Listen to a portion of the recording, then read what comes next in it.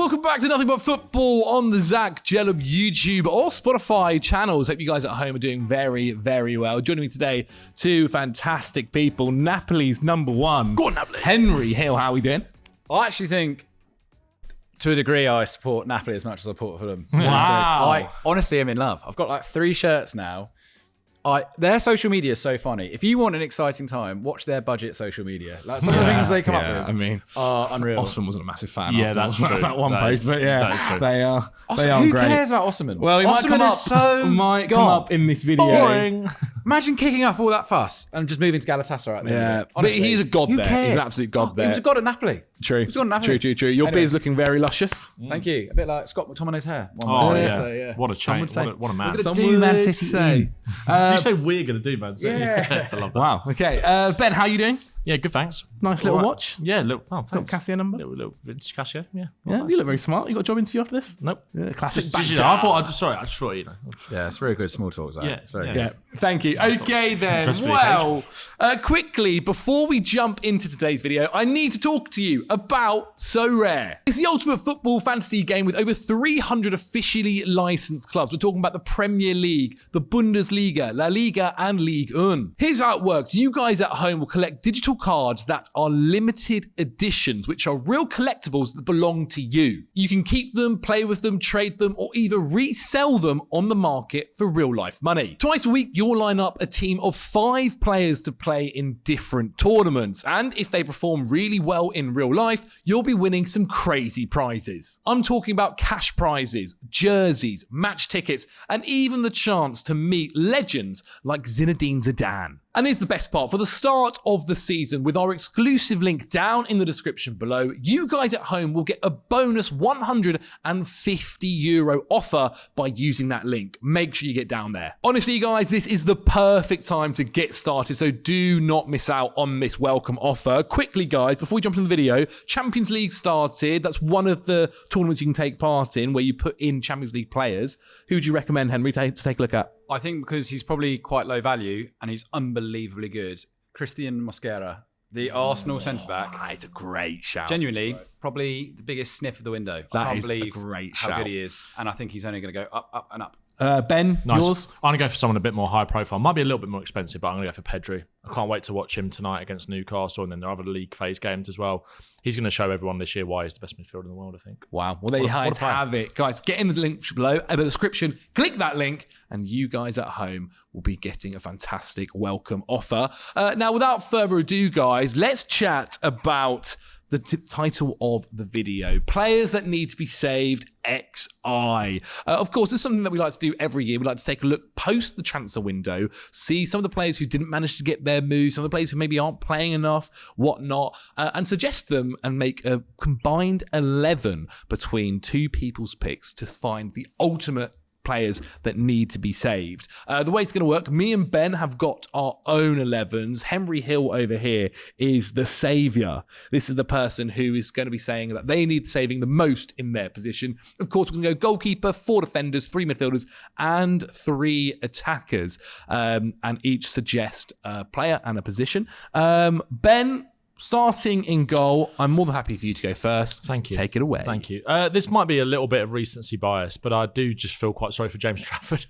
I wouldn't say that he needs to leave City already or anything like that, but Donnarumma coming in, you saw at the weekend the impact that he's going to have. Amazing save from Brian Mbumo. Yeah. He's just made for those kind of big occasions. And I understand why City did it. If there was an opportunity for someone to come in with that much quality, if they kind of got a sniff of it and no one else was going in for him, I totally understand why they would go and just upgrade in that position. But James Trafford, if given the time, is a more than capable goalkeeper that could potentially not maybe turn into the same level as Donnarumma, but definitely be a title-winning goalkeeper for them potentially if they... Could be an England international. Yeah, exactly. He's got so much of his career left ahead of him, and which is why, in maybe other circumstances, if City brought in a more experienced goalkeeper, you would feel like, okay, he still has got time on his side, but they work quite hard to bring him in the summer. And also, Donnarumma is only 26, so Yeah. he's still got so much time left as well. It's not like they've maybe brought in like when they brought in Claudio Bravo, for example, someone like that in Pep's first year to kind of be the transitional goalkeeper between Joe Hart, and then obviously Edison came in a couple of years later, and then Bravo became the backup. it's not really something like that. They've generally just bought in one of the best goalkeepers, if not the best big game goalkeeper. Not anyway, according to Zach. in the world. Zach thinks Yeah, he can't. don't think we'd have Sanchez over him. Zach thinks he's got 2 left feet, doesn't he? Yeah, even though he can't made play with the ball. Even though he made some unbelievable saves last weekend, but that doesn't count in modern. Never. football. It was No, never. it's not good enough. Yeah, exactly. Well, what's a goalkeeper supposed to do? Yeah, I know. Sanchez made some good saves actually. To your credit. Yeah, he did. He was Champions League quality yesterday. Yeah, I would say that Elise hit that one straight at him as well. He should have put that in the corner. That's in the corner. That's a You know goal. what that is? Aura. I Yeah, can't true. believe I've actually said that on the podcast. Especially that Still. bald head. I like Yeah. it. Sorry. Anyway. Yeah, I'm gonna go for Trafford. It's tough for goalies. I was maybe thinking about Marmadashvili, but I was like, he will. It's not with someone like him. It's like it's quite clear that even though Alisson is still performing at like a ridiculous level, he is closer to getting his opportunity. You probably might get only 1 or 2 more years of Alisson, and also these top clubs. Long game. Yeah, whereas Trafford, I think it's quite difficult to see him becoming the number 1 goalie at City. That's my goalkeeper. Just quickly, I do think it's a shame with Mamardashvili that we're not going to see him week in, week out. Yeah, because he's quality. Really, really good. And so, yeah, I'm surprised that there was no talk of a loan move or anything, but he should get a lot of cup competition. It does feel like next season's going to be his year, though, doesn't it? Like Alisson's unreal. I know, but Alisson, the contract ends at the end of the season. right? It does feel like Nice, that is next year it's then coming he'll to do. an end. He'll get his chance. I hope that's when his contract ends. I've said that confidently, and I have no idea. Nah, I will back it check up, that. Zach. That's I'll what I check do. that in a Don't bit. back down. Double down. So I was originally thinking of Lunin at Real Madrid. He's somebody that always, I think, has never quite had the moment to be the star guy. When Thibaut Courtois got injured, they brought in Kepa Arrizabalaga, and he started, and then eventually Lunin came in. But I've actually decided to go with Diogo Costa at Porto, because when Man City were thinking of moving for another goalkeeper, and obviously you've mentioned Trafford, we've spoken about how obviously Donnarumma's gone there now, it felt like the heir to the goalkeeper throne at Man City was always going to be Diogo Costa, somebody who, isn't maybe like for like in how Ederson is. I don't think really there is another goalkeeper out there who quite plays to the same degree that Ederson does. But somebody who is comfortable with the ball at his feet, somebody who has a lot of defensive actions outside of his own box, somebody who is a good shot stopper, and somebody who for the last few years, when we've spoken about, who's the goalkeeper that club should look at, his name has always come up. However, it's never quite happened for him. He's obviously the captain of Porto, so brings a huge amount of experience for him, and there's a huge amount of quality for him as well, because he plays for the national team for Portugal as well. But nobody's taken the bite on him. Now, maybe that's a worrying sign in itself that nobody is quite, especially this year where a few clubs were looking at goalkeepers and no one really ever got too close to being linked to him, and there was nothing like concrete for him. But it feels like this is somebody who is one of the best in his position in the world. And look, Porto is by no means a bad club to be at, and by no, he's had, like it. and he's becoming a bit of like an icon there, right? But for somebody who is wanting to be one of the best in the position, who has the qualities to be one of the best in the position, to be kind of spending your whole career at Porto feels like he does deserve to maybe be playing somewhere else and being on a bigger stage in front of maybe for a better club. He's 25 years old, so he's still got plenty of time for it. But I do feel like he could be doing it now. Yeah, I actually really like that suggestion, Zach. I think he always used to be quoted at about £60 million, didn't he? I think that has come and gone. If you look at Florentino Luis ending up at Burnley this summer, even though we used to pitch him at X amount for major super clubs, I'm not saying that Diogo Costa is going to go to a Burnley. He's not. But my point is, I think the peak of his valuation, I'll be very surprised if Porto are going to continue to demand that, because I imagine the longer he's there, the more leverage he'll have to kind of strike a better deal and get his move away from Porto when push comes to shove. I'm going to go Trafford on this occasion because, as you kind of said it there, it's at least Costa's playing football. Yeah, true. He's still he's captain of Porto, great club, and we always have to remember with goalies there is a very finite number of positions coming up. And if you think of the super giants in European football, who's realistically going to take a chance on him at some point? Oblak's not getting any younger at Atletico, but he's still not hugely old. Courtois, I don't know. I think he's 34 these He's days? into his 30s. Into his 30s. So I think with goalkeepers, there's a tacit acceptance that you kind of just have to bide your time, which goes back to what we're talking about Mamardashvili, maybe just accepting that, right, go to Liverpool and wait for a bit. Alisson's contract is 2027, actually. So Okay, he's got an fine. Well, extra there we year. go. So couple of years. Let's see what happens. Get him while you can. Same, like, who knows with the Premier League? Who knows if AC Milan make a comeback? Might Manuel move on? Maybe Costa could go there. The point is, at least he's in a solid position where he can wait. James Trafford, on the other hand, people don't realise this. I know he looks a little bit shaky in a few of his games. His post-shot XG is actually plus really 1.9. Really so he's good. already prevented more goals than he's let in for City this year. And he's faced so many shots. And he didn't even play in the last game. So he's already in the top 5 keepers for shots faced, for saves made, this season. And he's played a game less. My point being that Trafford has been way busier as a City keeper than any of us. People will go, oh, he looks a bit shaky. It's like, well, actually, no. That defence in front of him looks pretty shaky. And obviously he should do his job and make some saves, but he's doing way more than you'd expect from a City keeper. Yeah. And it's really important to remember that. So I think, and I'm willing to give him a few games to look a bit. You can't write off a player after 3 games like that, especially when the numbers show that he's done a good job. Yeah. So yeah, I agree exactly what Ben said. They worked super hard to get him into the summer and they've basically shut the door on him. I've no ill will against signing Donnarumma. I think it's a very smart and it's a ruthless business decision. But at the same time, James Trafford needs to be playing football. He can't be stuck on the bench behind someone who's not going to be moving anytime soon. Get James Trafford to a club that wants him.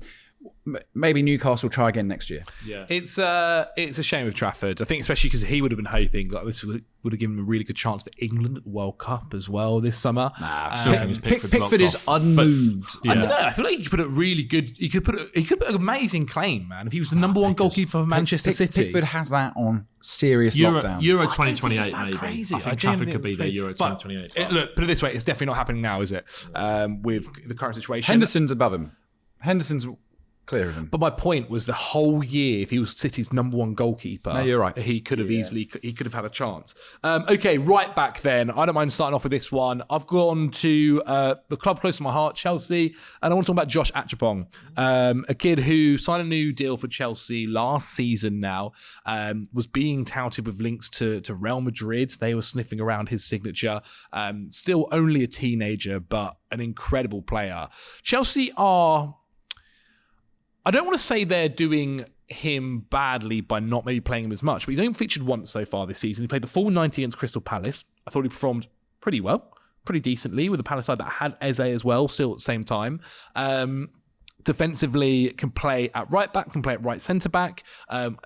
Possibly could probably do a job at right wing back, but I'd be looking at him more as the right back, centre back mould. And is an incredible talent. Like, there's a reason why loads of clubs were sniffing around him.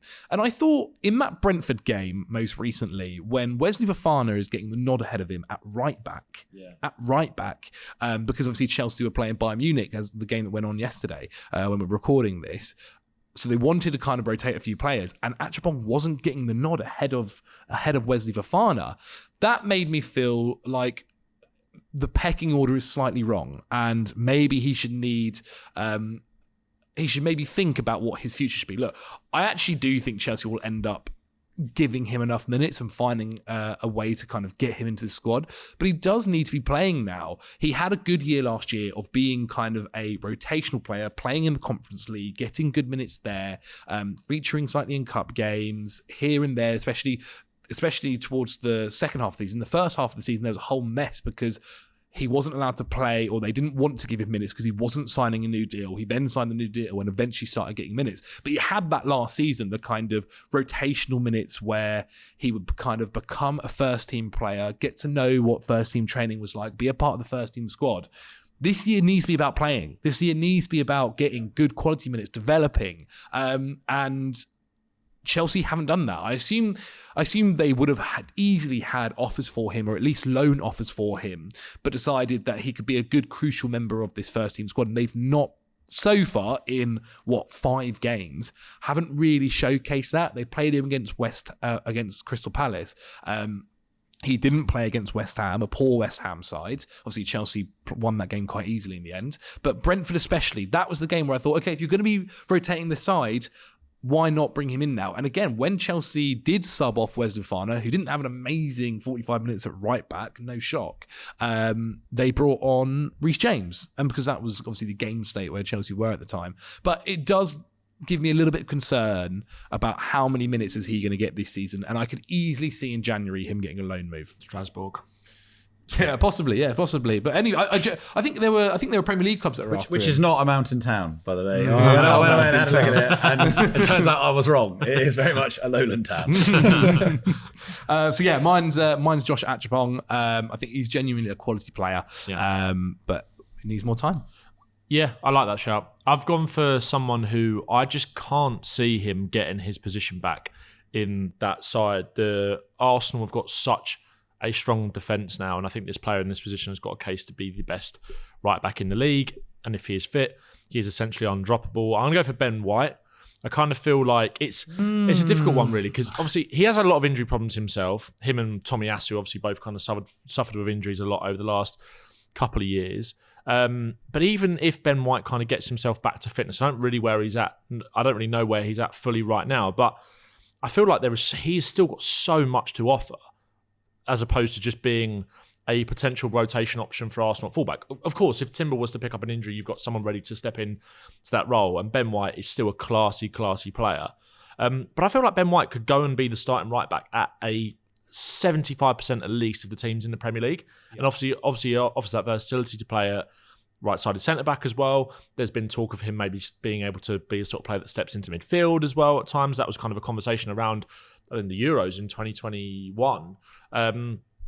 Again, it's sometimes maybe like where he's at in his career with the injury problems, maybe he is just happy kind of sitting at Arsenal, being part of a really good, healthy squad that's kind of going places. But I feel like he's got so much to offer still, and if he was to keep himself fit, he's more than good enough to be starting quality for Arsenal. It's just that I think Timber's accelerated so much in the last year or so to be at the point where he is probably the best right back actually in the Premier League now. So again, it's in terms of needing saving, I don't necessarily, it's a difficult one with someone like that. It's not like he's knocking on the door and just not being given opportunities, because obviously he has to kind of work it out in terms of the fitness side of things as well, and kind of get back to a point where he is fit and available to play every game. And maybe we're just not going to see that anymore from Ben White. I can't remember exactly how old he is, but he feels like he's getting closer to 25. 25. I feel like he's 25, 26 probably. Remember that. But yeah, I think I think Ben White would, like I said, I think he would go to. Do you think he'd leave? This is 27. He's going to be 28. So he's coming up to his best years. Yeah, in theory. I think there's a real good opportunity for him to maybe say, you know what, Arsenal go and bring in a younger right back that can kind of shadow Timber a little bit. I know Timber's obviously, Timber's 24, 25, maybe around that sort of age. Maybe they bring in a younger player to maybe shadow him a little bit. And then Ben White kind of moves on and spends his peak years where he's actually playing. Because as much as there is a conversation around Ben White, and obviously as a Spurs fan, I don't really like him that much. He's quite an irritating character, to be honest. But I think there is a real good opportunity for him to go and play some football and show everyone how good he actually is, really. You know what? That is when you said Ben White first, I was kind of like, I don't really care about him. Do you know, there's something about Ben White, I'm just not that bothered by him at all. I think... Is it the fake tan? I think he's overrated as a player. Wow. As in, no, like the way people talk about him as if he's really good. God's gift. He is good. Like if he made himself available for England, I don't think he's anywhere near the England team. Put it that way. I don't think. Maybe at centre half. Maybe at centre half as an option, but I really don't think. I don't think he should play for England anyway. But it is the point being. Who's the next right back after Timber at this point in time? Is it Ben White? Ben White. They don't really have much cover now. Obviously, Partey left the club. I think, given what you said about Timber, him being the backup to Ben White being the backup to Timber is not a bad position to be in. No, and then Arsenal have a lot of games this season as well. Like they've already got an injury to Saliba as well. I should say about Ben White, I'm like fully happy to be proven wrong. I just haven't quite bought into the hype as much as other people.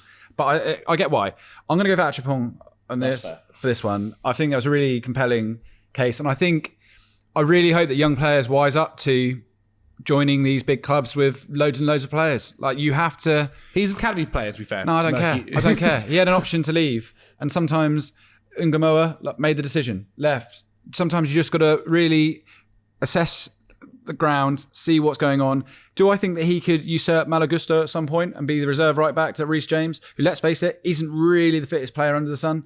Yeah, maybe. But I think a lot of these young guys, too many English players, and I think Michael Owen made a really good point about this, too many English players will go to the under-21s, will go to the under-19s. They'll do unbelievably well. We'll beat Portugal, we'll beat whatever, and then we'll go away and they'll sit and be in the academies and play under-23 games and not really feature much. Whereas the rest of these guys go back to Sporting, go back to Benfica, and they get tons and tons and tons of minutes. And I think English players need to wise up to that. Just being part of a big club isn't going to guarantee you. You have to take a bit humble step back sometimes, go somewhere else and try and get as much first team minutes as possible. I'm not saying that for every single player, but in this occasion, given how good he was, given how many teams would have gone in for him, given the fact that he was held to ransom to sign a new contract in order to get minutes, I don't think that's respectable. And then let's see what happens on this occasion between these two players. I'm going for Achapong. Yeah. Okay. Ben White is so he played the first game of the season, then he wasn't fit for their second game at all, wasn't even in the squad, then was on the bench last week and then wasn't even on the bench against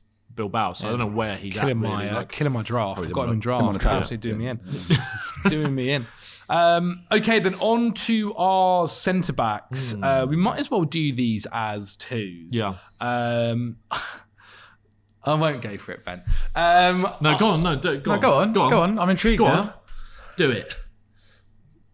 Okay. So my first centre back, that is whatever he's locked in, is Nico Schlotterbeck at Borussia Dortmund. I think he's quality for being on the ball. It's not locked in unless I say it's locked in. Sorry, don't be so presumptuous. For my offer, he's locked in. He is, again, for younger centre back, he's only 25 years old. He is approaching 26, not too far from it. He is incredible on the ball, like one of the best ball-playing centre-backs out there. And Dortmund at the moment can't quite work them out. I hate them. I haven't been able to work them out for a little while now. What a pointless team. And I think he could easily be playing for a club that should be possibly in a European Champions League place that is battling for a title. That isn't Borussia Dortmund, to be quite honest. He shouldn't be at a club that is working themselves out now for the last 2 years, trying to figure out who they want to be. Obviously, they lose a lot of players at the moment as well. The Juventus game that happened on Tuesday was incredible, to be honest. It was a hell of a game to watch. But I think it also showcases a little bit of the mess that Dortmund are at the moment and have been for over a year now. And Nico Schlotterbeck is a really, really good player. Like, if you want to look at his stats, for a ball-playing centre-back, he's one of the best in the world at it. He's, I think, top 1% for assists for a defender, which is a hell of an achievement. With the ball at his feet, his passing numbers are incredible. He's taken so many touches a game. And that kind of centre-back is always wanted. There's always a position for him and always clubs looking for that kind of player. So he's someone that I thought basically deserves to be at a better club right now. Or they're completely shot of defenders at the moment. As in, if you look at they've been playing with two, Ben Spaini and Rierson, and one centre half. They're so injured at the back, Borussia Dortmund at the moment. It's a miracle they only conceded 4. And Schlotterbeck himself does have his own injury concerns at times. So he's one of my suggestions. And then listen to this. So I was going to say Joe Gomez, but that's an easy one. I want to put forward Mickey van der Ven. Mickey van der Ven can be playing for a title-winning side. What, like Chelsea? He should be playing. No. Real Madrid. Mickey van der Ven can be playing for Real Madrid. Yeah, okay, sure. They also need more centre-backs. They need more centre-backs. Like, Mickey van der Ven can be playing for Bayern Munich. Mickey van der Ven could be playing for Manchester City. Mickey van der Ven should be playing for a team that finished 17th in the Premier League last season. I agree with you. Like, Mickey van der Ven is an incredible player. I don't think we need to go into too many detail about what level of player he is. He's fantastic. Okay, he has his injury issues. Hopefully that will be kind of averted this season with playing a little bit more of a calmer defensive system.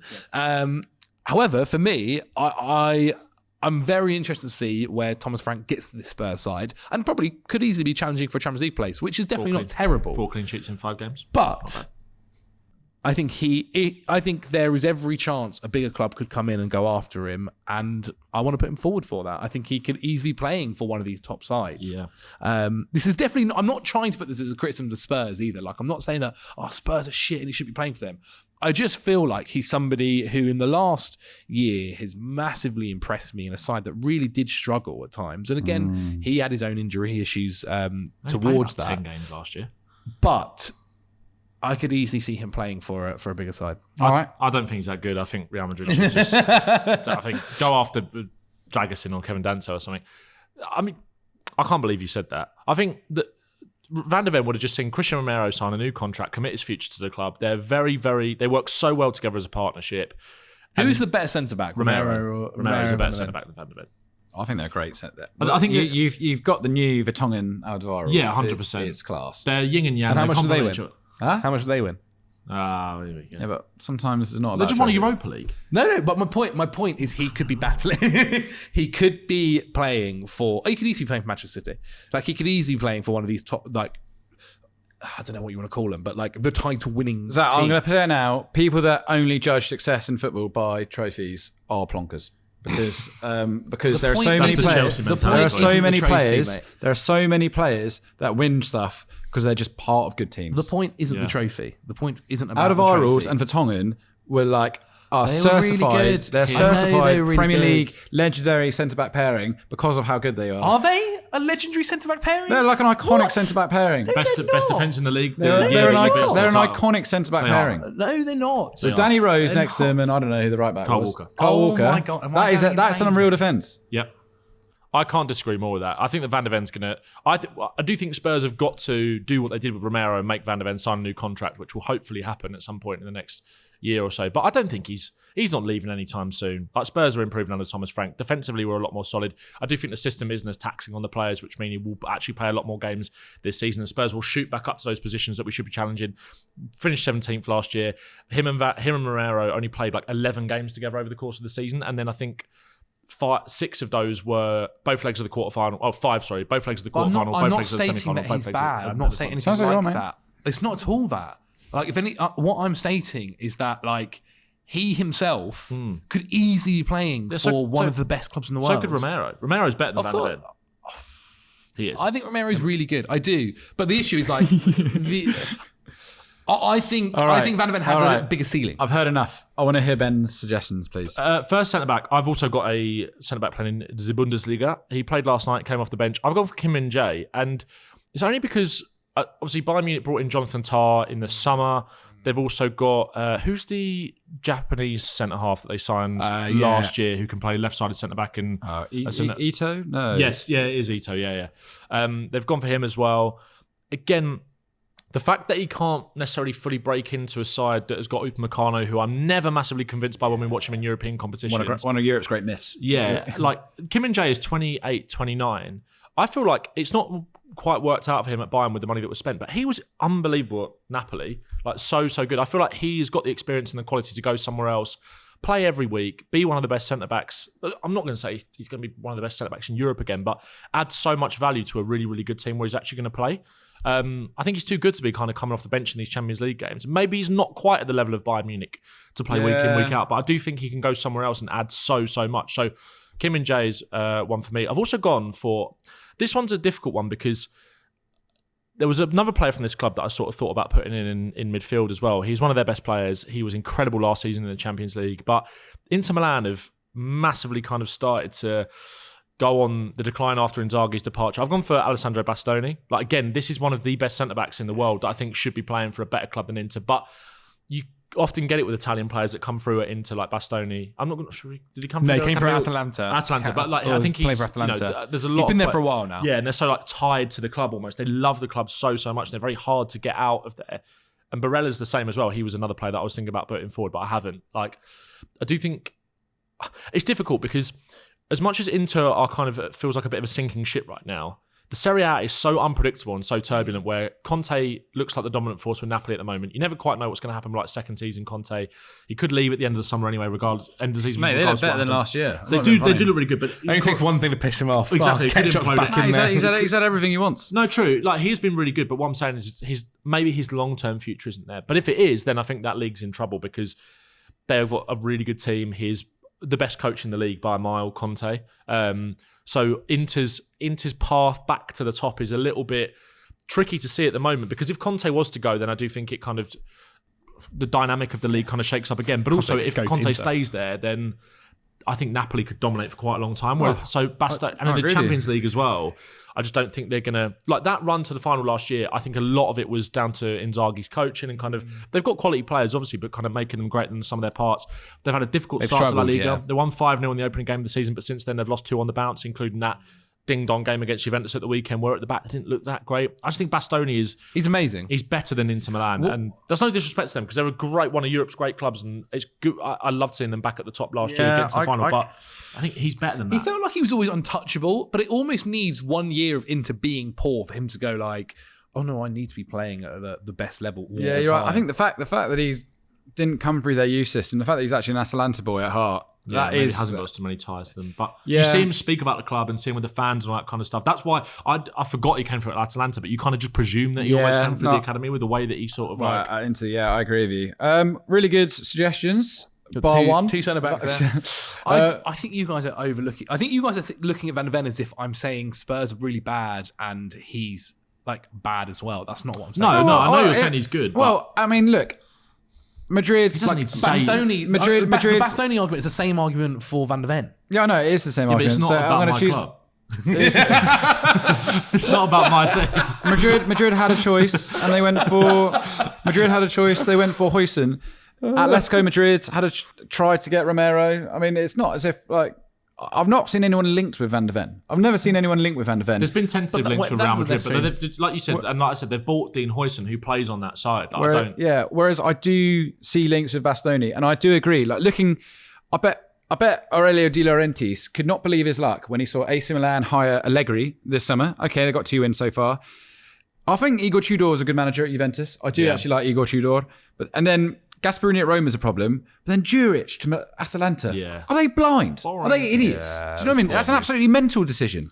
So, and then Inter, Christian Kivu, like we'll have to see because he's not really managed that much at all. But they've got off to a tough start. One win and 2 losses. It's not.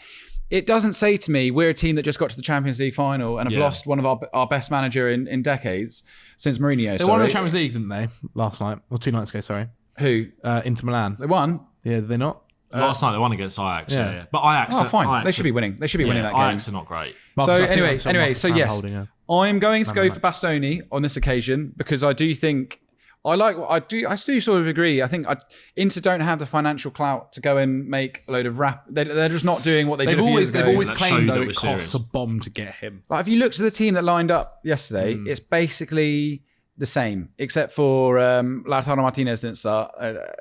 That was it. And I think maybe Pavard was in there. The rest of it, Mkhitaryan, Barella, Çalhanoğlu. Yeah. They're not changing ever. And I think Bastoni, it is going stale, that project, in the same system. So I put Bastoni in. Kim Min-jae, I don't really have much sympathy for him. He pushed through a move from Napoli because he had a release clause. He only stayed for 1 season, did very well.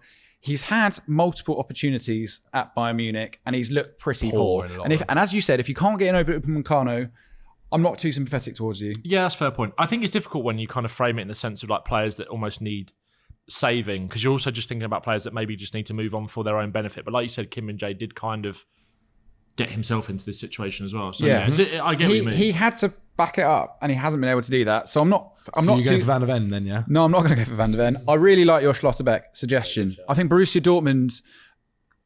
And actually, if you'd said Gregor Kobel in goal for the first one, I could have been really interested because Kobel is way too good for Borussia Dortmund. He is. And I feel bad saying that. This is their second in the Bundesliga. He's dropped off a little bit. But. Borussia Dortmund's record signings, like the Bellinghams, are still both in the top 5. I know that they like to keep the prices low for the fans and stuff like that. They don't want to sacrifice. But really, like, they've got everything. They've got all the ingredients of a great super club. Incredible stadium, and they just can't. Yeah. And they just give away leads. They're so flappable. That team is so average. They're Who so was the most flappable. recent one they sold to Bayern? They've signed the bloody Wolves striker, Fabio Silva. Like, come on, guys. Girassi, great. Go and get some world-class players. he'll be Spend gone soon, 50 million on someone. Do you know what I mean? Like, they could close the gap to Bayern. They just choose not to sometimes. Yeah, and it really pisses me off. Like, just get a good manager. Okay. So in goal at the moment, we've gone for James Trafford, we've got Josh Achapong at right back, and we've gone for Nico Schlotterbeck and Bastoni as our centre backs. Our left back then, I've already pissed off one person about their club. I'm going to piss off another about their club. Anthony Robinson is my left back suggestion. Anthony Robinson's really good. Like, it's no shock. He's been really good for years. It actually kind of feels like his move away from Fulham is inevitable. It feels like if it was going to happen, it would have happened maybe a year or 2 years ago. Because he's been consistently really good now. He's starting to pick up a couple more injuries over the last season and a half. And when Liverpool went for Kirkes, that just felt like maybe his big move. Good decision so far. Yeah, well, very interesting. But when Liverpool went for Kirkes, it kind of felt like maybe his big move to one of these top sides isn't going to happen now. Like there aren't that many clubs looking, or at least in the Premier League anyway. He's quite old. Looking for a left back. He is quite old as well. That's what I mean by maybe 2 years ago when that deal didn't happen. That it kind of felt like it inevitably wouldn't now.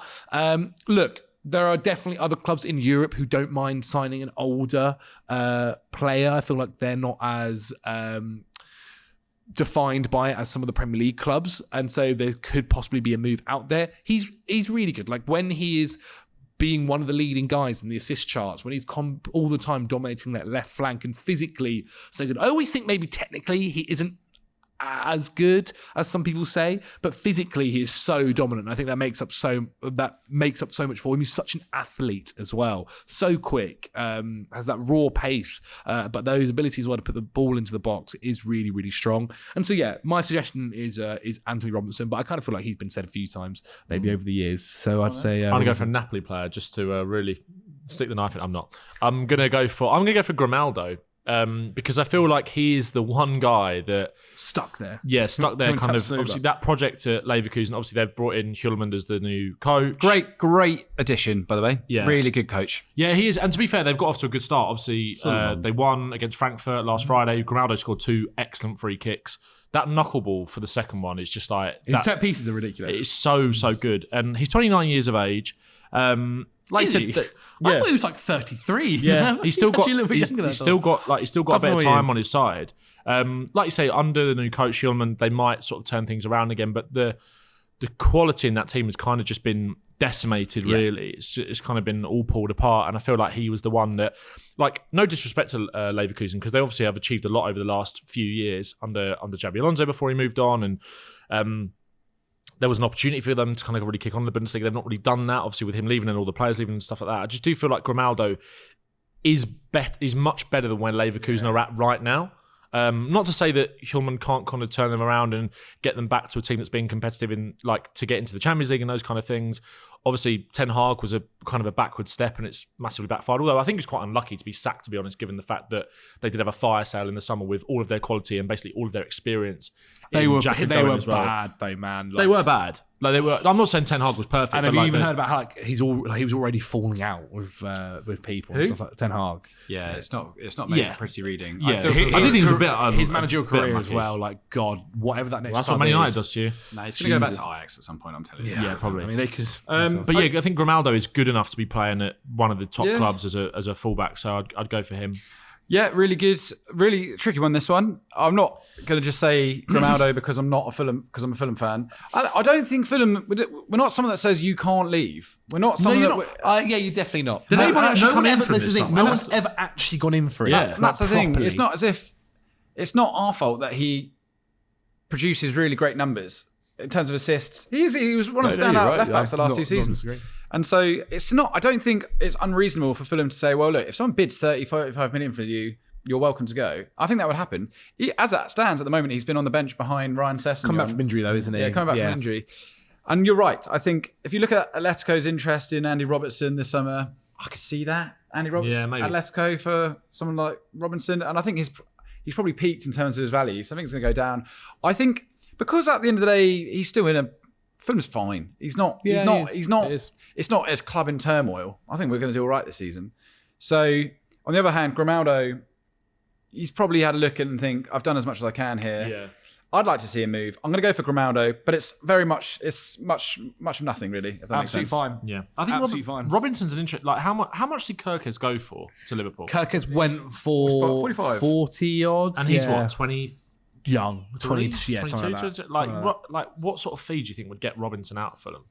Well, now summer, I think 25. Yeah, quite easily. So I think that probably end up happening. I think probably. Yeah, like I said, I just don't think anyone's ever said he's not available. So. No, I don't think you're wrong. Yeah. Let's do our midfields as a package of 3. So it might make a little bit more sense because I've gone for. Or do you want to just go through DM midfielder? I haven't really got like mine are just 3 midfielders. Yeah, so let's just talk about 3 midfielders. I've gone for Angelo Stiller at Stuttgart, Bruno Fernandes at Manchester United, and Adamo Lukman, obviously at Atalanta. Sorry, in a midfield 3. I'm playing him as like a attacking striker. He's playing as attacking midfielder. He's playing as like the attacking midfielder. I was just trying to figure this out at the moment. He's playing as the attacking midfielder or like the second striker, whatever. Not just on the left wing where he plays? No, because I've gone for another left winger. I mean, he could also play midfield as well. So whatever, shift him around however you want. So Stiller, we spoke a lot about Stiller this summer.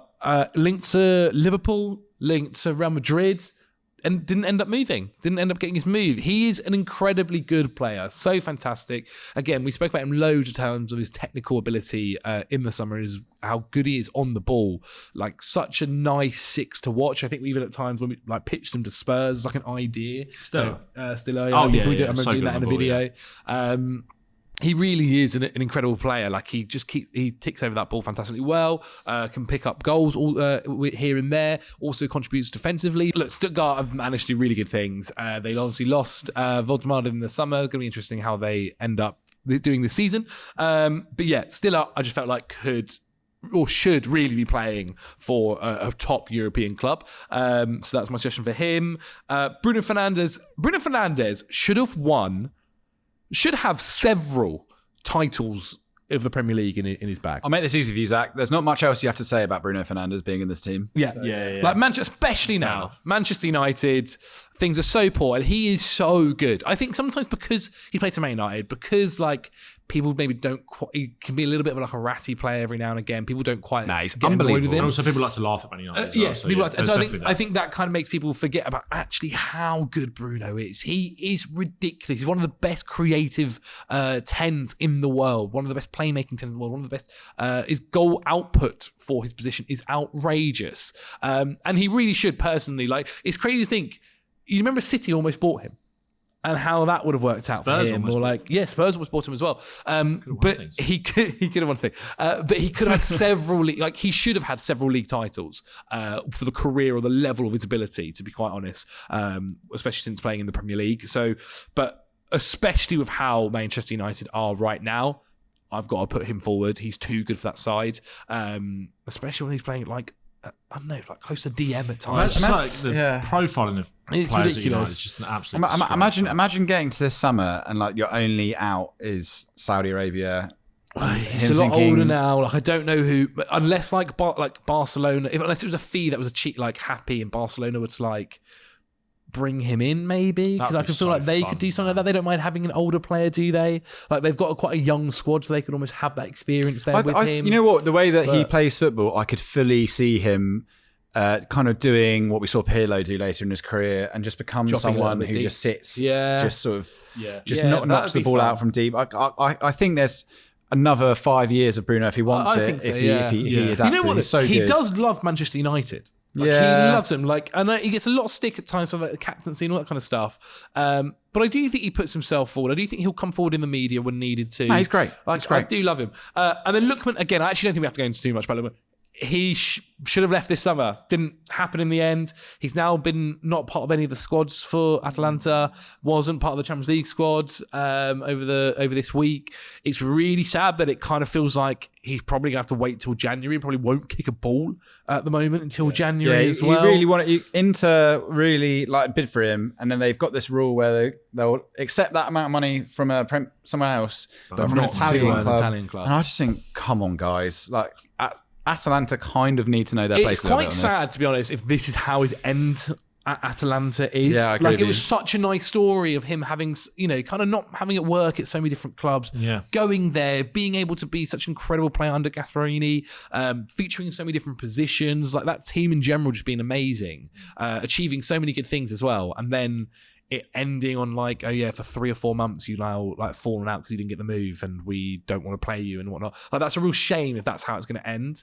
But I don't look. He needs to be saved. Like, he's probably for the title the player that most needs to be saved. Yeah. Although I would say, like with Lukman, and you don't know the ins and outs of it, but there must have been a reason why clubs didn't pull the trigger. It's tough because he's a bit of an awkward player at times to fit in. But also, I'm talking about like maybe there was whispers about, and again, you don't know about his attitude and these kind of things as well. Like you just don't. I feel like it's tough to talk about attitude sometimes. Yeah, it is. But that was. I'm just saying that was apparently one of the reasons why Spurs didn't pull the trigger and these kind of things. So, but look, who knows? Inter should have happened. Inter should have happened. He would have been great. Really. Inter, especially the fact that he's not playing for them now. Like maybe if he was still playing for Atlanta, it would be not as bad. But he's just not playing football, and maybe who knows? By November, they'll figure something out and it'll all be okay. But right now, it's not. So yeah, that's my midfield. Still Bruno Fernandes and Lookman. Maybe Lookman's you don't want to count. He can change for my left winger. Right, it depends who you put as your left winger because I think there could be a very compelling case for him to be left wing, depending on who you two both pitch. Who's your midfield then, Ben? Well, I did have Kobbie Mainoo as one of my three, but I do feel like that it's a really weird one for him. I feel like if Ineos are going to persist with Ruben Amorim as the manager, they've kind of doubled down. He does 100% need to, again, like you said about Lookman, he should be on the thumbnail. Yeah. He should be like front and centre of this conversation. However, I do think I just can't see United improving. I can't, and I do think Amorim probably will get sacked at some point. And I do think that means that Kobbie Mainoo, regardless of his short-term frustration, and I totally understand why he wanted to leave on loan. And I think the reason he wanted to leave on loan is because he's a Man United kid. He wants to be there. He wants to play for United. And I have a lot of sympathy for him because you see him come off the bench on Sunday and instantly make an impact on that game, albeit they were 3-0 down, so it is kind of easier to maybe step in a little bit. But you're telling me that he shouldn't be getting in this team over Ugarte and Casemiro, etc. And also, like, this isn't Bruno Fernandes' fault, but he should be playing in that position over Bruno. It's the issue that they can't fit in Bruno further up the pitch. So I think Kobbie Mainoo is an easy shout, but I'm kind of half tempted to leave him out just on the basis that I think that Amorim will actually get sacked. I'm gonna park him for now because I actually think Fernandes is probably, bearing in mind, I think Fernandes is it's not the sadder one, but I think that's an even more scandalous misprofiling when you've got one of the most creative players in the world not being used, and you've signed Cunha. They should have sold Bruno Fernandes in the summer. I don't really understand it. So I think to be fair, like you sort of said, you don't have to do much else to convince Bruno. Like Bruno probably should be in this team over Mainoo, in my opinion. Even though I think Mainoo definitely, if Amorim is there for the long term, he should go. So I've subbed in Warren Zaire-Emery. I think it's a great shout. At PSG. I thought about him. I find it difficult with PSG players because also one of my honourable mentions for the forward positions was Bradley Barcola. But I also do think that PSG do tend to rotate that front line quite a lot. More than they do the midfield. So I'm sort of fine with Barcola not being in this conversation. Whereas Zaire-Emery, the only thing I would say, and obviously I'm trying to pitch to get him in this team, is that Fabian Ruiz, there is a world in the next couple of years where maybe he does move on and Zaire-Emery just kind of slots straight in. You could see him doing that under Luis Enrique with Vitinha and Neves. Still very young as well. Still very young. There is time, but also I think Warren Zaire-Emery could be doing it now. I think that's the sort of frustrating thing. We've seen him do it now. Yeah, exactly. And like Barcola will get game time, whereas Zaire-Emery just like at the moment just seems to sort of not really be getting that opportunity. So I'm going to put Warren Zaire-Emery forward. One of the most all-round, complete young midfielders in the world. Wonderful to watch. Such a good player. 2 seasons ago, he was the it boy at PSG, and then last season he just became a rotation option again. Because Vitinha and João Neves is just so good. Yeah, it's tricky. But I also think Zaire-Emery could complement them so well. Exactly, it's so difficult. It's harder for him to break in. He might get an opportunity further down the line, but I think it's a bit like Barcola, like I said, in the sense that like how good he is, so you want to see him. More. I feel like Barcola will get more opportunities. And when subs happen, I feel like there are more opportunities for Barcola to come on. Yeah, well, Barcola started last night. Exactly, and like Gonzalo Ramos also features as well. For them. Yeah. Like attacking wise, whereas in midfield that feels more of a lock. Those three, and also sometimes what they do is play with Neves and Vitinha as the pivot and get an extra attacker in there and go Doué in the 10. So Zaire-Emery there's not as many minutes for him. My other midfielders are Marc Casado at Barcelona. Like, again, he's a player that has actually been getting opportunities and minutes, to be fair, but I do feel like with Bernal... They almost sold him, didn't they? Like, Marseille were after him. They were like willing to sell him. Yeah, and like, it's kind of different to PSG in the sense where, okay, there might be a spot opening up in midfield in a couple of years when Ruiz maybe... How old is Ruiz? 29? Like, again, with the way that PSG played, Ruiz could probably play there until he's like 33 with the sort of the way they dictate the tempo and the fact that he's got 2 younger, more energetic players next to him. So it's probably going to be even harder for Ruiz to Zaire-Emery to break through.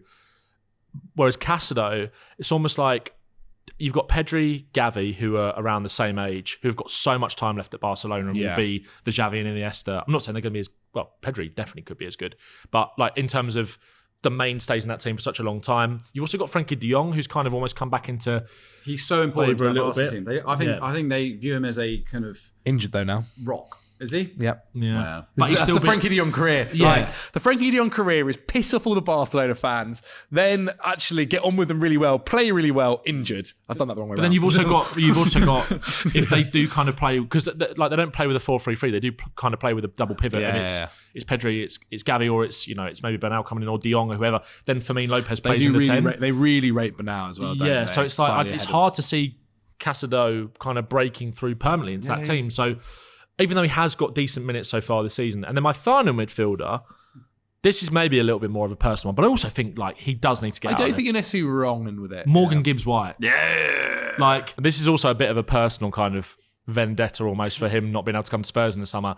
But I do think it was, sort of there for everyone to see that he wanted that move, and Marinakis kind of lent on him heavily to make him stay when we don't really know the ins and outs of what Spurs did right or did wrong. Morgan Gibbs White apparently rang Thomas Frank to say, almost like apologise for sort of what had happened. So you could see how far down the line the move actually was. I think he clearly wanted it. There was media stuff apparently booked in and medicals and all this kind of stuff. And then at the 11th hour, they've kind of put the blockers on it. And I think that you can see that he doesn't really look happy, I don't think, at Nottingham Forest at the moment. I do think, as much as like we sat here kind of last week, and I do think Ange at Forest with some of the players they've got could maybe work. But again, you saw last night, kind of classic Ange, sort of them Swansea coming back in that game and sort of throwing it away. Well, I've seen that film millions of times before. And then at the weekend, they didn't exactly look convincing against Arsenal at all. Obviously, very early days. But there's also Forest fans are kind of seen saying Gibbs White's just not playing his best football at the moment. And maybe it's because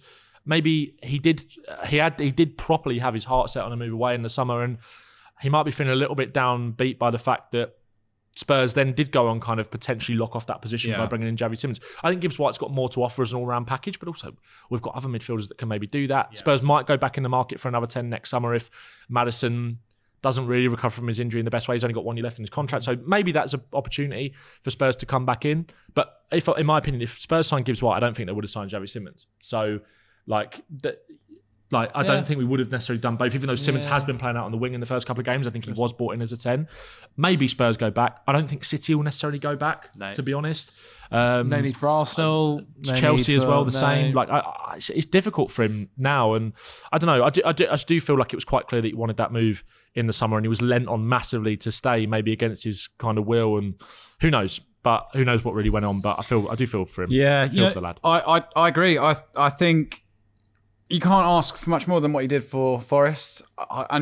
As much as Forest like to believe they're a mega giant of the game, they're not really in the current. And he had the opportunity to step up a bit, and it was taken. And like you said, that Xavi Simmons move. So I'm going to put in Zaire Emery, because I agree. I just can't see him breaking into that PSG side. Yeah. And I think he's too good. Stiller, I think, is nice, but again, I think he hasn't played tons of football for Stuttgart. It's kind of emerged this year. Let's see him do another year. Let's see him have like another year at the top. But yeah, Bruno's definitely in as well. And that's a tricky one. I don't know too much about Marc Casado, to be honest. He's 22 and he's not played a load of football. So it is an interesting one. Maybe he should. I think he's so good. I think there's a real opportunity for him. But yes, it's a tricky one. Zach, who would you go for? Marc Casado. Who was your third pick? Lookman, but you want to hold on? I'm going to hold on for him because I've got greater plans for him. Okay. I'm going to put in Zaire Emery, Morgan Gibbs White, and Bruno. It's quite an attacking midfield three, but I like it. Nobody is sitting back there. No, that's who we are, mate. My front line then. I've gone for Amad Diallo on the right wing. I'm gutting United. Is what I'm doing. Dusan Vlahovic up top is my striker. And on the left wing, I've gone for Antoine Semenyo at Bournemouth.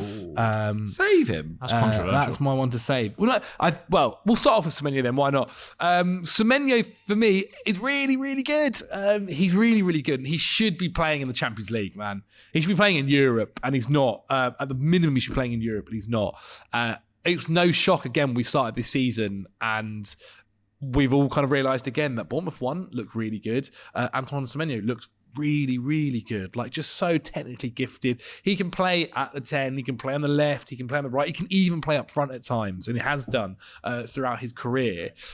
His development at Bournemouth is really something impressive in the last couple of years. To come from Bristol City to jump over to Bournemouth and just have adapted so easily and become last season was really his breakout year, but he's continuing it, and not just continuing it, he looks like he's got better. That's a really impressive sign. Obviously, I feel like the new deal that he signed must have some release clause that becomes effective. I think it does this summer, and I do assume that he will probably make the move in some way, shape, or form to another club, whether it be a Premier League club or Bayern Munich or something. Like I could, mate, that would be well fun. It really would be good fun. That remains to be seen. But right now, he isn't. And it's definitely not a bad thing. Like, I'm not sitting there thinking like, oh, what a shame he's playing for Bournemouth right now. But he could easily be contributing to a Bayern. Like, he could be doing that this season. Yeah. Well, I suppose the only thing I'd say that they have got Diaz, and then Musiala will come back. But it would be fun. I think he'd suit the league really well. Point 100%. Being, like, any big club could be after him. And again, we don't know the exact fee of what may be this supposed release clause, but I feel like maybe it's something reasonable. If he was to sign it so quickly, it must be like a reasonable fee that is achievable for a lot of these clubs to target. But yeah, I feel like he could be doing it this season for one of these clubs, really. Like you mentioned Diaz there. He could have been bought instead of Diaz, for instance, or he could have gone to Spurs. You guys were linked to him at one point. Yeah. Arsenal, Prieze move, whatever it might be. There's a lot of possible outcomes for him. Decent Vlahovic. You know what? With Vlahovic, he kind of reminded me of himself on the weekend. On Tuesday. Like, for the awkward-looking goal scorer. So took the goals really well. Took the goals really well. Good cross for the fourth goal as well. I feel bad for him because all summer Juve were trying to get rid of him. They were trying to do deals where it meant wages. He's on a lot of money, of course he is. But he doesn't play now. Like, he's on the bench all the time for them. And I feel like Juve fans are kind of turned a bit of a 180 on him, though, to be fair. I do think they're like, no, this guy, we actually want him to play. It's less Juve fans. It's more he isn't playing. That's the flat line of so far this season. And when all summer they're trying to do deals of, hey, look, give us Koulibaly, we'll give you Vlahovic, or trying to get him off and out in the summer. It feels a little bit harsh for someone who hasn't, like, okay, he may have not become the player who we all thought he could have been when he first broke through in Serie A and was just scoring goals for ridiculous fun. But he's definitely not had a bad time. Yeah. He's pretty reliable. Like, he's managed to always get double figures. Probably B tier centre forward. He is, indeed. He's definitely, like, when there are rumours of times he's going to go for like £80 million, like, he's not that. But right now, he's somebody that at the moment isn't playing. Who knows, maybe the new manager after that, a performance against or bringing him on against Dortmund may change things. But I do think it's somebody who should at least be starting, especially for a Juve side who aren't incredible. Like, Kenan Yildiz is the incredible feature there. But the front line isn't a front line where it's like, oh yeah, of course Vlahovic isn't playing up top. Like, easily he could have a stake to be still the number 9 there. So yeah, he's the striker. And Amad Diallo, again, it kind of goes with the Kobe Mainoo thing. I'd say is, if Amorim is gone, then actually, hopefully the new manager realises he's a right winger, not a right wing back. Yeah, like, he's somebody who... So that's the difficult thing. That is an issue. That is very true as well. That, like, if that new manager comes in, then still, who's he going to pick between them? I guess Mbeumo can play striker as well, possibly. But again, it's not great if you're already putting like square pegs into round holes. Yeah. Cunha could definitely play up front. Yes. And then maybe they move it around. Diallo plays on the 10. Yeah, quite possibly. But Diallo has very high potential. He still can go missing in some games, but I think for someone that is still young, for someone that is still kind of figuring out his position at right wing back, like, Amorim's whole system is wing backs are actually kind of meant to be more wingers. However, you can do that in the Portuguese division. In the Premier League, that's really tough. It's really, really tough to have these guys being so attacking focused. And Diallo's game isn't defensive. That isn't, like, he will work hard for the team, but that's not what his strength is. Yeah. You want him to be direct. You want him to be going forward. And I think sometimes you don't see enough of that from him when he's playing for Manchester United. And it's a shame that that's what the situation is. all of last year when Eric Ten Hag was there, we were all sitting here saying one of the easiest solutions is just play Amad Diallo. And one of the things that got a lot of credit for Amorim for the first month was he just played Amad Diallo and he looked really good. And he's almost kind of gone slightly back in his stance or in how he's featuring him in putting him maybe in the wrong position. So he's my other one of the player that could be saved. Amad Diallo, Semenyo and Vlahovic. Ben, who's your three, my friend? I've gone for maybe another slightly personal one for me. I've gone for Saviour. At Man City. I do feel like this guy is too good not to be. I just think he's got Bob in front of him on that right-hand side. Doku, I thought, was excellent in the derby on Sunday as well. City have got other options that can play on either wing as well.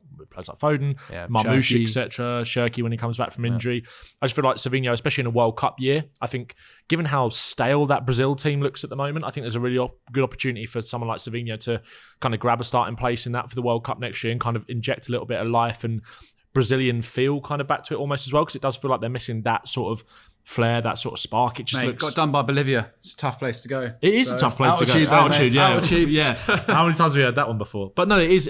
I do feel like when you look at that Brazil team against Bolivia, I remember kind of looking at it and thinking that is just, compared to like the Brazilian teams that we grew up with, I know teams obviously go through cycles and go through phases, just like... Are you a bit of nostalgia? Maybe a little bit, but like... Richarlison playing, it's just a bit drab and a bit like it is. I just feel like get Saviour in there a bit more. That's surely the B team for Brazil. Well, look at it does smell of a team that knows they're qualified already, but he should be playing over Martinelli, let's be honest. But Saviour in there for me. Like I think you saw it in that first season last year for City.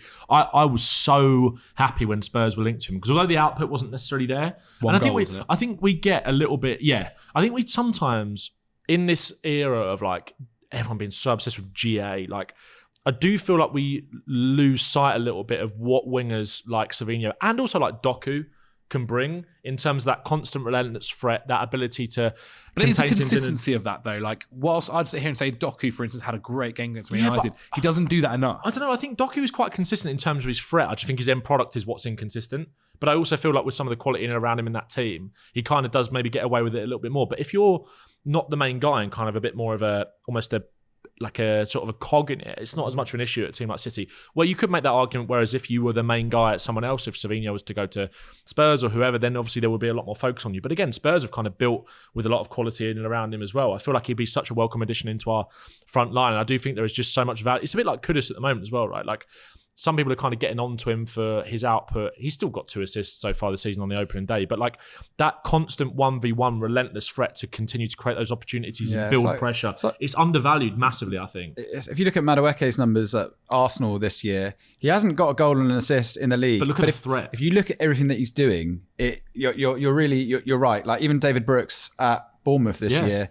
again, I think just the 1 assist, but what he's doing off the ball and what he's doing to create chances for his teammates is really exemplary. I do completely understand what you're saying. Players like Madueke, Saviour, Doku, Kudus, etc. kind of have become victims of how tribal the debates between fans have come in terms of like constantly wanting to shit on other players. And like you've seen it with Wirtz at the moment, like the whole like 007 thing and all that kind of stuff, like that has become much more of a conversation these days, and people are so focused on output and goals and assists, which is obviously important. Like, 1 goal for Saviour last season, he did get himself in goal scoring opportunities quite a lot, but he's fluffed the finish at times, and that's something he definitely needs to work on. But that's also something that can massively improve with a young player, and there's so much more good in what he does bring rather than just focusing on that. So I think Saviour is good enough to be a starting winger for, again, like we were saying about Ben White, something like earlier, like 75-80% of the teams in the Premier League, I think Saviour would go in and start. I love him so much. I've got Endrick up front. Again, I just really not many minutes so far at Real Madrid. Again, there's time for him and he's young and all this kind of stuff. But like with Mbappe playing down the centre now and just like he looks, the way he started this season is back now, doesn't he? Yeah, so fit, so sharp, so quick. He scored that bicycle kick thing in the when the Marseille player accidentally flicked it up to him, and he instinctively just went for a ball. So if that goes in, it just shows what level he's on right now. And then look at the goal he scored at the weekend. Like the pay, I know it was a mistake. Who they playing at the weekend? Was it Sociedad or I can't remember. But he scored that goal where he burst through, and it was like the pace is frightening. And also they spawned that other striker in the summer. Was it Garcia? Like, I just don't think there's going to be that many opportunities for Endrick at Real Madrid in the short term or the long term. Spawned, that's right. But he come out of nowhere, didn't he? It was a bit like no one's ever heard of him, and then all of a sudden he's banging in goals at the Club World Cup. And then I've gone for another Real Madrid player in the front line as well. I know it's like we have this conversation so much about Rodrygo, but again, despite all of the chat in the summer about, oh no, Xabi Alonso does want to keep him, all these kind of things, we haven't seen him play many minutes at all. Gula's actually played a lot more than you. Yeah, Gula's played. Who's the young... Mantanuado. I forget how to pronounce his name. He started the other night. The Argentinian. Yeah, who took the 10 off Messi, isn't he? By the way. What I thought about that Madrid team is they all... Brahim Diaz started the other night. Gula and Xabi loves Brahim Diaz. Yeah. Which is fair enough because he's been unbelievable for Real Madrid off the bench the last year. Yeah. I felt like Gula and the Argentine lad were just trying too hard almost. I thought he looked good, man. No, I'm not denying, but there were moments where he just Gula's passed. part of the reason why they conceded, didn't they're they? trying so hard to just look good, and I liked it, don't get me wrong, but there's a few opportunities. Gula, there's one where he just should have slid in Mbappe and he's gone for some glamorous shot from distance because I think he feels a lot of pressure to be... He keeps being pitched as the next Luka Modric or something. I think it's so stupid. Just let him be. Let him play. Just let him play. Let be Gula. Yeah, look, I think Rodrygo is in. I don't see... The difference between him and Endrick is... Like, Endrick got 37 appearances last year for Madrid, scored 7 goals. He's still only 17, 18. I don't know what he's expecting necessarily. Yeah. He's still pretty good going for a teenager. Remember for the Real rumours of him going on loan to Southampton in January? That'd been class. So, but Rodrygo has a bigger case to go, look, what else can I possibly do? Yeah, I've shown you so much. Like. And he's just not going to get in that team. So I do think I'm putting Rodrygo in. When you said Vlahovic originally, I was a bit like, but then the way you spoke about him, the arguments you put forward, I was like, yeah, you're right. He's a 25-year-old who's not, he's just sort of... Is he only 25? Yeah. Jesus Yeah. Christ, And he's sort of flatlining a bit at Juventus. He is on big wages, which is, I mean, it's not his fault. He just signed a contract that was offered to him. Yeah. It's why, like, some people I think, like, in the comments might be like, why have you not said like Raheem Sterling? And it's like, Raheem Sterling's 30 odd and on 300k a week. Like, he does not need saving, man. He was not great at Chelsea, and he had a bad loan last year. If he wanted to leave, he's had a great career. He is happy on 300k a week doing fuck all. I think that's a lot about his family. He's just quite. He doesn't want to, and also, like, for instance, Raheem Sterling had offers to leave. Yeah, and didn't want to because he wanted to stay in London. No, I don't think he doesn't need saving. It's his choice. So. Yeah, I think the way that you're talking about, the way that he was shipped around, I'm putting Vlahovic in again. Who's the left winger? And then it comes down, Amad Diallo, I think again, there's an argument that I think he could outlast Amorim and they'll come to their senses. Because I think Mboma could play in a front two like he was doing previously.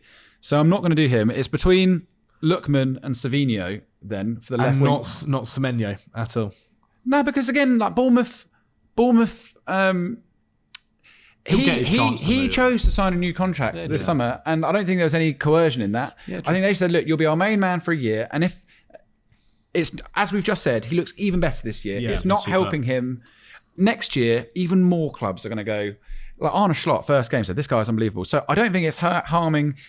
Let's face it, he's playing under a great manager in Iriola. Iriola's and they're doing really well. So I've no problems with Semenyo at Bournemouth for a year. It then comes to Lookman or Savigno. And again, this is where I'm putting Lookman in because I think Lookman deserves his move. Lookman needs a move right now. Yeah, like he's done everything he possibly can at Atalanta to get a move. Whereas Savigno's got time on his side, and I don't mind him. Savigno will play. I don't mind him competing. I don't mind him competing with Oscar Bob for space. That's nice. That's a good competition. That's 2 elite players in a club that are going to play a lot of games, and he just needs to show his worth. I don't think any harm. He's been there 1 year. Again, it was his choice to go to City. He could have gone somewhere else. He would have known that this is a. You don't go from Girona and be a starting winger at City, in my opinion. He would have known this was on the cards, and he didn't. Competition with Bob. It's early doors. I think we'll see more from Savigno down the track. Lookman in for me to complete that team. So our team is James Trafford in goal, Josh Achapong at right back, Schlotterbeck and Bastoni at centre backs. Our left back was Grimaldo. Our midfield was Bruno Fernandes, Gibbs White and Zaire Emery. Our attack is Dusan Vlahovic leading the line with Lookman on the wing and and Rodrygo on the other. It's a good team. It's definitely not too bad. Yeah, it's definitely not too bad. Be interesting to see where that would finish in the Premier League. Well, boys, thank you so much for joining me today. Henry Hill, if the lovely people at home want to check you out, where can they go? Joseph Football. Go have a look at that. Yeah, I think actually Zach's on our quiz this Saturday. The quizzes. I am indeed. If you're enjoying this, then you get more. I am indeed. Just great banter all the time. Lots of quizzing. Don't have a good start, but have a good finish. It's not about you start, it's about you finish. Exactly. I live by that motto. Ben, yourself, where can people at home check you out? TikTok, YouTube, Ben Bowman, Darren and Doing Spurs podcast, FC Bottle Job as well. And I want to come back on. I want to come back on the Joe quiz. So we'll get you on soon. You got to do you should do a tag team one. You should do a tag team where you get Where's two that? people on the tables. Bring that through. Good chat. Copyrighted. You owe me £150. Guys, thank you so much for watching. I hope you guys have enjoyed. Make sure you rate it 5 stars if you're listening on Spotify. Like the video, leave a comment, do all of that good stuff. Oh yeah. Hype the video. That's now a thing on YouTube. Hype it up. You've got hype points to use. I would appreciate if you use them on me. Come on, show that hype. See you guys next week. Bye.